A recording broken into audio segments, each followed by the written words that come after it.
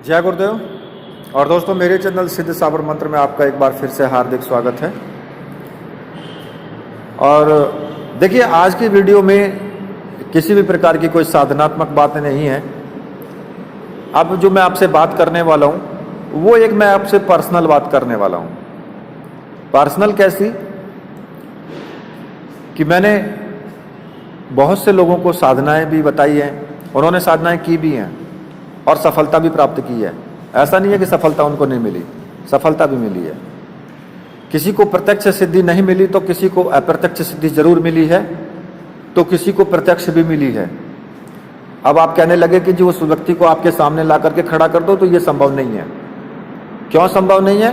क्योंकि आप कोई, हाँ, अगर आप ये पूछते हैं कि जी किसी को प्रत्यक्ष सिद्धि हुई, इसका मतलब आपके अंदर अविश्वास है, आपके अंदर विश्वास है ही नहीं।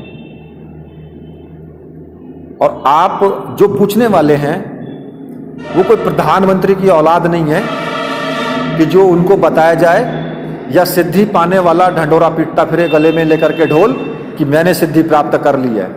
उसको कोई आवश्यकता नहीं है। क्यों आवश्यकता नहीं है उसको? क्योंकि वो आपसे ऊपर उठ चुका है। आप तो वहीं जमीन पर पड़े हो, आपसे वो बहुत ऊपर उठ चुका है, इसलिए आप उस तक छलांग लगाकर भी नहीं पहुंच सकते हो। तो इसलिए आपको ना तो सिद्धि बताने की जरूरत है, आप उसी नरक में मरो, आप उसी नरक में डूबो, बस। तो इसलिए इन चीजों को किसी को नहीं बताया जाता है। सबसे पहली बात तो ये पूछने वाले सुन लें, उनको कोई आवश्यकता नहीं है जिनको मिल गई है सिद्धि। आप लोग सिर्फ ढंडोरा पीटते रहो, दूसरे का बुरा सोचते रहो, इसके अलावा तुम्हारे पास और कोई काम नहीं है। सिर्फ यही काम बचा है बस एक। और इन सब कार्यों से कोई फायदा भी नहीं होने वाला है। सच्चाई तो ये है। अब रही बात उनकी कि जिनको मैंने सहारा भी दिया, मैंने उनको सब कुछ कोशिश की, हर प्रकार से भंवर से निकालने की कोशिश की, निकल भी गए। लेकिन आज मुझे दुख के साथ कहना पड़ता है कि उन लोगों के पास में जरा भी वक्त नहीं है कि एक बार जय गुरुदेव भी वो बोलें, कभी एक बार मैसेज भी करें कि गुरुदेव, जय गुरुदेव। खैर चलो, इन सब चीजों को तो कोई फायदा भी नहीं है कि भाई वो जय गुरुदेव करेंगे तभी कुछ होगा। लेकिन व्यक्ति आज के संसार में इतनी जल्दी भूल जाता है, इतनी जल्दी भूल जाता है कि उसे यही नहीं पता होता है कि भाई किसी ने तुम्हारे साथ क्या किया था। देखिए, ये संसार स्वार्थी है, मैं आज आपको बता देता हूं, क्योंकि बहुत कुछ देखा है मैंने, बहुत कुछ परखा भी है। शायद जो मैंने देखा है, परखा है, वो यही देखा परखा है कि व्यक्ति आज के डेट में स्वार्थी है। उसका काम निकल गया, पीछे मुड़ करके फिर वो नहीं देखता है। और ऐसा मैं नहीं कहता, ऐसा आप लोग भी समझते हैं कि अगर आपने किसी के साथ में बुराई या भलाई की है तो वो बुराई को तो याद रखेगा, लेकिन वो भलाई को याद नहीं रखेगा। वो भलाई तो बहुत जल्दी भूल जाता है। जिस व्यक्ति को आप पाल पोस करके बड़ा करके खड़ा कर दोगे, एक दिन ऐसा आएगा कि वो व्यक्ति आपके सामने तलवार लेके सीना तान के खड़ा होगा कि आजा, मैं देखूंगा तुझको। यही होता है ही दुनिया ऐसी, स्वार्थ। तो ऐसे ही बहुत से लोग हमें भी खैर मिले हैं, वो तो खैर छोड़िए कि भाई हमने क्या नहीं देखा, क्या देखा। पर हां, एक दुख जरूर होता है। और कई लोगों ने मुझसे आज तक बहुत बार किया है, बहुत बार कहा है कि जी आप अपना एक फोटो दे दो, आप ऑनलाइन आ जाओ, आप अपना एक फोटो दे दीजिए, हम आपको देखना चाहते हैं कि आप हैं कौन। जो इतने दिन से YouTube पर साधना दे रहे हैं, लेकिन आज तक आपने अपना ना कोई फोटो भेजा, ना कोई अपना चेहरा दिखाया। तो देखिए, फोटो कोई बड़ी बड़ी बात नहीं है, ना ही चेहरा दिखाना कोई बड़ी बात है कि भाई मैं चेहरा दिखाऊंगा या फोटो दूंगा तभी कुछ अलग से जाना जाऊंगा। सिद्ध साबर मंत्र को लोग पसंद करते हैं। क्यों पसंद करते हैं? अगर फोटो से ही पसंद करना होता या चेहरा देख करके ही पसंद करना होता तो आज तो सभी लोग फोटो दिखा रहे हैं, सभी लोग चेहरा दिखा रहे हैं। बहुत से यूट्यूब चैनल है, उनको लोग पसंद करते, ज्यादा से ज्यादा पसंद करते। लेकिन सिद्ध साबर मंत्र को क्यों पसंद कर रहे हैं? बात है एक सच्चाई की, एक दिल की गहराई की। सच और जहां पर उनको सही तरीके से गाइडेंस मिलेगा, लोग उसी को पसंद करते हैं, ना कि फोटो और चेहरे को। अब रही बात ये कि फोटो और चेहरा, तो देखिए मैं तो एक सिंपल सा आदमी हूं, सिंपल सा व्यक्तित्व है मेरा।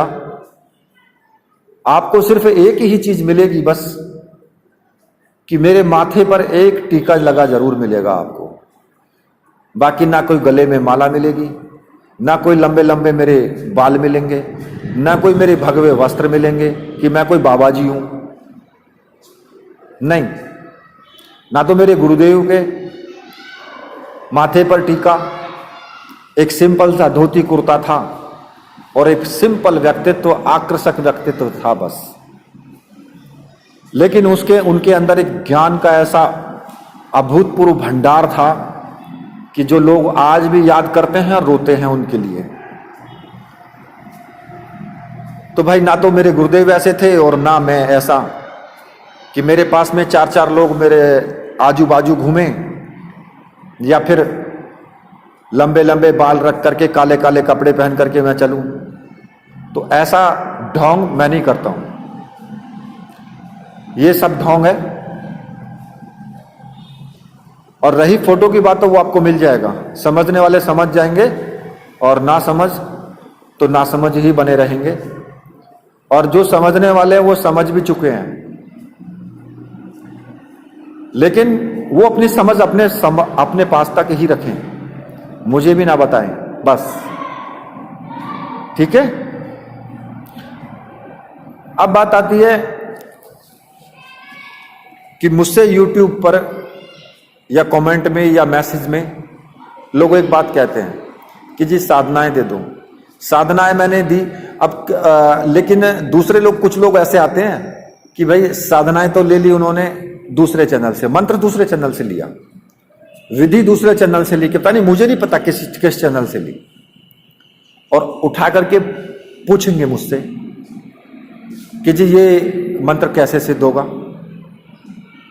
भाई मैंने ठेका तो लिया नहीं है सबका कि मंत्र आप कहीं दूसरी जगह से लो और विधि मुझसे पूछो आकर के। और मान लिया अगर कुछ गलत हो जाए तो फिर क्या होगा, गुरुदेव तो मेरे साथ ऐसा हो गया। तो भैया ऐसा मत करो।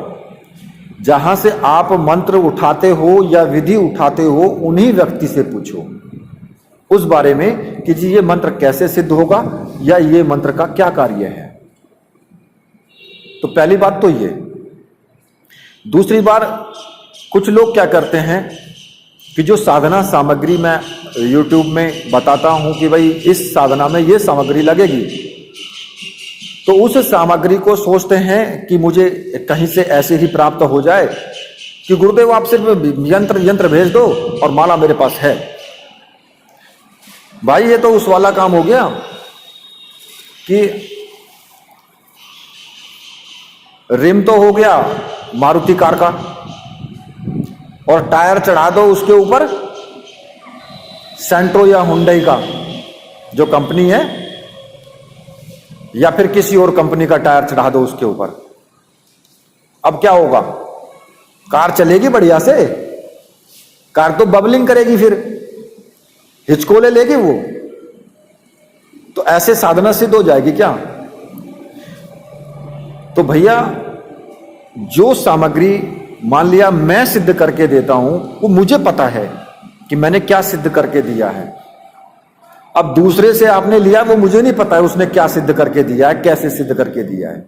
तो ना तो ऐसे साधना सिद्ध होगी और ना ही मुझसे ऐसी कोई सामग्री की मांग करें आप।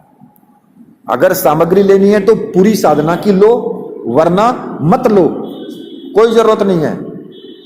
मैं साफ बोलता हूं, ना ही मुझे कोई लोभ लालच किसी तरह का। और मैं तो अब दुखी आ चुका हूं, मैं आपको सही बताऊं तो दुखी कैसे हो चुका हूं कि लोग दूसरे चैनलों पर इसलिए नहीं जाते पूछने के लिए उनसे कि वो फीस लेते हैं। उनकी 500 रुपया 1100 रुपया बात करने की फीस है। तो फ्री में यहां पे हैं, इनके कान खा लो, इनका दिमाग चाट लो फ्री में। और उनको पूछोगे तो उनके क्वेश्चन पता नहीं कहां कहां से ढूंढ करके लाएंगे कि तेल के दीपक में जो ज्योति लगाएं, वो ज्योति का मुख अपनी तरफ रखें या तस्वीर की तरफ रखें। अब बताओ उनको कि तस्वीर की तरफ रखना है या अपनी तरफ रखना है। कैसा क्वेश्चन है भैया, मेरी समझ से बाहर है। मैंने YouTube पर देखा है कि वो इतने भ्रमित हो चुके हैं जगह जगह चैनलों पर, जगह जगह वीडियोस देख करके, कि उनकी अपनी समझ खत्म हो चुकी है। जो उनकी अपनी जानकारी है वो खत्म हो गई है। वो सिर्फ वो जानकारी रह गई है कि जो एकदम फ्रॉड जानकारी है, जो सही नहीं है, वो उनके दिमाग में घुस चुकी है। अब उसको मैं कैसे निकालूं भाई, कहां तक निकालूं? वो तो एक ही तरह से निकल सकती है, सिर्फ वो चैनल पर वीडियोस देखें तो उससे वो जानकारी मिलेगी उनको जो सही है। लेकिन वो भ्रमित बहुत ज्यादा हो चुके हैं। मैं भी समझता हूं उनकी बातों को, लेकिन अब कहां तक जवाब दूं, क्योंकि मेरे पास भी टाइम की कमी होती है। एक बार जवाब दे दूं किसी को, दूसरी बार जवाब देने में उसको थोड़ा टाइम लग जाता है। टाइम लग जाता तो उसको लगता कि पता नहीं जवाब ही नहीं दे रहे। अरे गुरुदेव, आप तो ऐसे ही हो, आप जवाब ही नहीं देते हो। आप तो जवाब नहीं देते तो अपने चैनल क्यों चला रखा है? मतलब उनके ये जवाब है मुझसे कि आप जवाब नहीं देते हो तो आपने चैनल क्यों चला रखा है? ये क्यों बेमतलब में इतना ढोंग कर रहे हो? फिर आप जवाब ही नहीं दे रहे हो। मतलब मैं उन्हीं के लिए बैठा हूं और दूसरे व्यक्ति नहीं है जिनको मुझे जवाब देना है, सिर्फ वही बैठे हैं बस। उनको जवाब प्रॉपर मिल जाना चाहिए, उनको इंतजार नहीं है थोड़ा सा भी। तो ऐसा व्यक्तियों का कैसे कल्याण होगा? कैसे उनको लाइन पर लाया जा सकता है? उनकी मानसिकता ही ऐसी है। खैर, पूरे संसार को तो भगवान भी नहीं सही कर पाए, तो हमारी और आपकी तो औकात क्या है? क्योंकि भगवान श्री राम ने जन्म लिया तब भी लोग ऐसे थे, भगवान कृष्ण ने यहां पर अवतार लिया तब भी लोग ऐसे थे, और आज तो कृष्ण को भी बुरा भला कहते हैं कि उनके तो हजारों गोपिकाएं थी, वो तो वे इश्कबाज थे। मैंने सुना है, बहुत लोगों को कहते हुए सुना है। तो ऐसे लोगों के भी विचार हैं जिनके विचार भगवान के प्रति अच्छे नहीं है, तो किसी इंसान के प्रति क्या अच्छे होंगे। खैर, जैसे जागो राखे साइया, जैसा भी रखेंगे। तो इसी के साथ अब मैं वीडियो को यहीं पर समाप्त करता हूं। तो मेरे साथ बोलिए, बोलिए वीर बजरंगबली हनुमान जी महाराज की जय। बोलिए मेरे परमहंस गुरुदेव की जय।